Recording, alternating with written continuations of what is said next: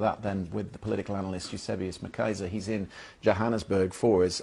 As Nomsa explained in her report, this started with a demonstration among supporters of Jacob Zuma in the Zulu nation, but it seems in recent days that it's less and less to do with that, and something different is at play here. What do you think it is? Christian, I think there are a number of motivations for the looting that we are seeing on television. And I don't think that one single narrative does justice to the confluence of factors that are at play. Some people might have as their proximate cause and motivation discontent that the former president has been jailed for contempt of court. Others might be opportunistic criminals. But I think there are also tens of thousands of poor black South Africans who simply feel invisible, who feel they don't have a stake in South Africa's democracy, who've got little to lose by looting because their lives are already of little material value, and they are looting as a result of the deep levels of structural injustice in South Africa. And in fact, I think we should also rein ourselves in the way in which we are framing this journalistically, because the language of criminalization and looting also is a bit of a reductive way of understanding the psychology of many of the folks that we are seeing stealing. Well, ultimately, that must flow from the top. And President Ramaphosa came to power pledging to reform the ANC and establish better governance in South Africa. Has he ultimately failed? President Ramaphosa has failed, and what we see today is ultimately not connected to Jacob Zuma's imprisonment.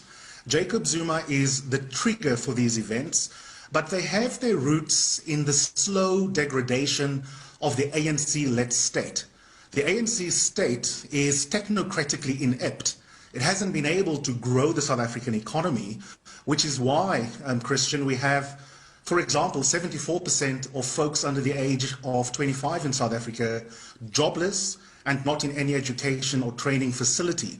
Now, when you have millions of young people with lots of energies and no sense of value and any reason for being hopeful about their futures roaming around, then of course they're going to be available to be used as political pawns by factions of the ANC, and independent of that, they've got good reason to not be scared of being arrested for looting, because after all, the status quo already condemns them to the margins of society.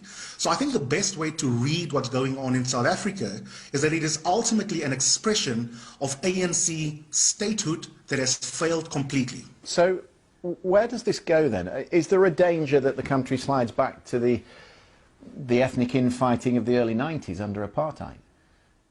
Not so much along ethnic lines, but I think along class lines. I agree with the two people that you've just interviewed, except for the inevitable dystopia towards the end of the last remark. I think we've got one more opportunity to deal with the real issue. The fundamental issue for South Africa is that deep inequality is what correlates with gratuitous acts of violence most reliably, incidentally even more so than poverty, unemployment and low growth. We are one of the most unjust societies on the planet. So what we have to do is to make sure that across class lines, we come together and strategically cooperate to solve the inequality problem. If we can deal with inequality in particular, which obviously requires the economy to grow again, people to get into jobs, then we might have a chance of getting more South Africans hopeful about their individual futures and our collective future. But here's the problem, Christian. We lack political will and ethical leadership at the top within our body politic, both in the opposition and within government. And so there's a leadership vacuum, and there's no one to lead us on that conversation of how we go into problem solve for deep inequality, which is ultimately the long-term driver of the discontent. Deeply concerning. Eusebius McKaiser, thank you very much for being with us.